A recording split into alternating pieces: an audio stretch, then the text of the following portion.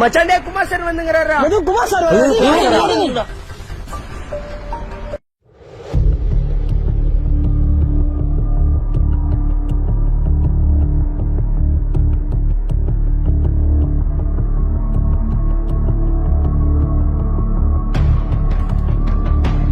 டேய் நில்றா, டேய் நில்றா, டேய் நில்றான்னு சொல்றேன். Sir கையெடுங்க sir. கையடா கட்டடிக்காதீங்கடான்னு சொல்றேன். வாடா சார் கையெடுங்க சார். வாடா, உங்களுக்கெல்லாம் சொன்னா புரியாதுடா, அதை பார்த்தா தான் தெரியும். வாடா.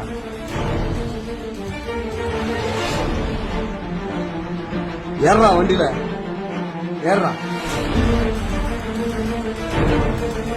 ஏறா வண்டியில.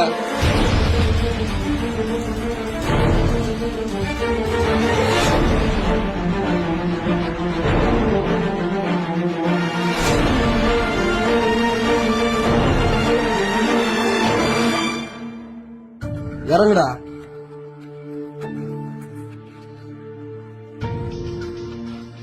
போய் பாருடா, நல்லா பாரு. பாத்தியா, உங்க அப்பா தான் உனக்காக எவ்வளவு கஷ்டப்படுறாரு. பாத்தியா, யாருக்காக? எல்லாம் உனக்காக தான்டா. எவ்வளவு கஷ்டப்படுறாரு பாத்தியா. இந்த வெயில்ல நீ கஷ்டப்பட்டா அதனுடைய வலி நான் உனக்கு தெரியும்டா. இத பார்த்தா திருந்துடா. வடிக்காக சுத்தி நிக்கிறீங்க. நான் பாத்தி நான் காலையில வேலை செஞ்சு போயிடுறோம். நீ நைட்டு பக்கம் கஷ்டப்படுற. எல்லாம் என் பையனுக்காக தானா. என் பையன் படிச்சு பெரிய ஆளாக வரணும்னா அதுக்காக தானே இப்படி கஷ்டப்படுறேன். கண்டிப்பா நல்லா படிச்சு என் பையன் பெரிய ஆளாகி வருவானா.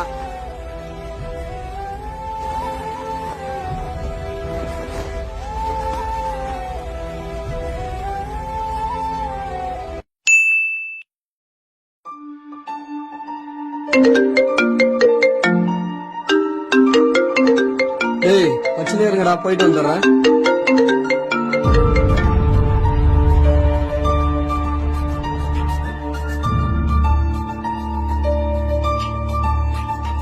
ஏய் சார் போயிட்டு வாடா போலாம்.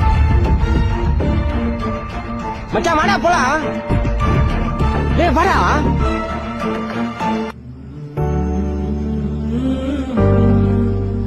வாடா போலாம். நான் வரல மச்சான், நீங்க போயிட்டு வாங்கண்ணா. என்னடா இப்படி சொல்ற? இல்ல மச்சான், எனக்காக எங்க அப்பா எவ்வளவு கஷ்டப்படுறாரு தெரியுமா. எனக்கே நேத்து தானே தெரிஞ்சு அந்த வெயில்ல எங்க அப்பா கல்லு தூக்கி கஷ்டப்பட்ட அந்த வலி. நேத்து நான் அதை பார்த்து என் கண்ணே கலங்கிச்சுடா. நான் எங்கேயோ வரா மாதிரி இல்ல மச்சான், நீங்க போயிட்டு வாங்கண்ணா. இன்னொன்னு சொல்றேன், உங்க வீட்டுல அப்பா அம்மா இப்படி தாண்டா கஷ்டப்படுவாங்க. அதை பார்த்து புரிஞ்சுங்கன்னு நீங்களும் நல்லா படிங்கடா. நான் இனிமேல் படி போறேன் மச்சான், என்னை விட்டுருங்கண்ணா. இதை பார்த்துட்டு இருக்க என்ன மாதிரி ஸ்டூடெண்ட்டுக்கு ஒன்று சொல்லிடுறேன்.